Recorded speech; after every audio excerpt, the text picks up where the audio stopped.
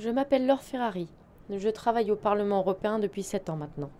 J'alterne entre Strasbourg et Bruxelles, et le poste que j'occupe m'a permis de voir de l'intérieur les mécanismes de la machine européenne que je vais vous faire découvrir et qui m'ont motivé à me présenter aux élections européennes ce 25 mai 2014. Bien que le Parlement soit à Strasbourg, c'est ici, à Bruxelles, que se trouve la Commission européenne et les principaux organismes de l'Union européenne. Comme tout le monde le sait, la politique agricole se décide à l'échelle européenne, et toutes les questions liées à l'alimentaire basculent progressivement dans le champ des compétences européennes. Cette mainmise technocratique sur les normes et réglementations alimentaires vise invariablement à permettre de produire plus et moins cher. Cette logique productiviste convient aux industriels de l'agroalimentaire. Il se trouve que ces industriels sont représentés auprès du pouvoir européen par des lobbyistes qui plaident en faveur des intérêts qu'ils représentent.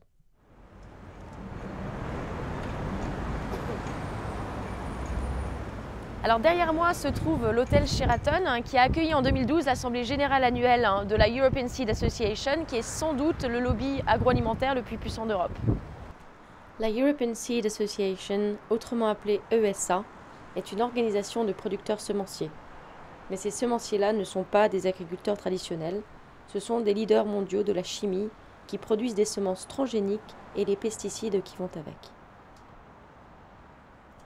La force de l'ESA, c'est de réunir des multinationales très puissantes comme Monsanto ou BASF en une seule association d'intérêt privé. Mais c'est aussi d'être présente chaque jour à Bruxelles en opérant une pression constante sur les institutions européennes. C'est ici, rue du Luxembourg, en plein quartier européen de Bruxelles, que se trouvent les bureaux de l'ESA à proximité des bâtiments institutionnels de l'Union européenne.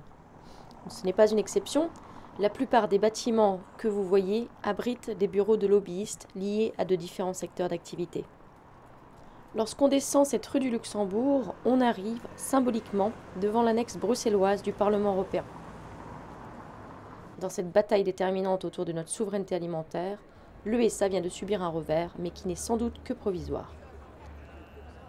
Donc tous ces lobbyistes que vous nous avez montrés dans leur bureau, là, comment ils s'y prennent pour obtenir des avantages de la part des parlementaires? Est-ce qu'ils les payent?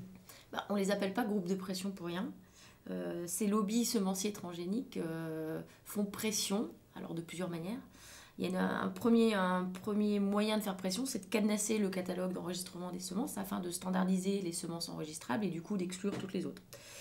Le deuxième, c'est de faire pression pour autoriser la plantation et la culture de champs OGM, en sachant pertinemment qu'elle développe et qu'elle contamine les champs voisins. Il y a aussi un troisième moyen de pression qui est le brevetage, donc qui permet légalement de mettre la main sur le marché des semences, quitte à faire condamner du coup les propriétaires des champs contaminés qui, eux, n'ont pas de brevet. Et un dernier moyen de pression, c'est d'obtenir des contrôles qualité auprès des organismes européens. Alors dans ce type de contexte, les producteurs sont astreints à une procédure bureaucratisée de contrôle qualité qui doivent opérer eux-mêmes, mais en embauchant des spécialistes homologués.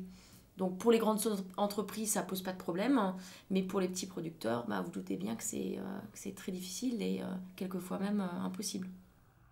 Les semences employées par les agriculteurs doivent être inscrites au catalogue européen des espèces et variétés. Près de 30 000 semences sont enregistrées. Ça paraît énorme, mais c'est en fait très peu, car beaucoup de semences anciennes et traditionnelles sont mises de côté. Leur exclusion provoque leur disparition progressive, ce qui est une catastrophe pour la biodiversité européenne. Les parlementaires européens actuels savent se montrer complaisants avec les lobbyistes, quitte à proposer des amendements directement écrits par ces derniers.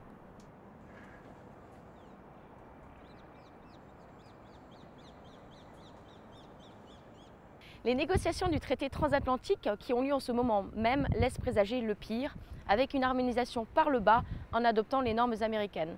Or, comme on le sait, les OGM et les farines animales sont très répandues aux États-Unis. Notre agriculture traditionnelle est en danger de mort.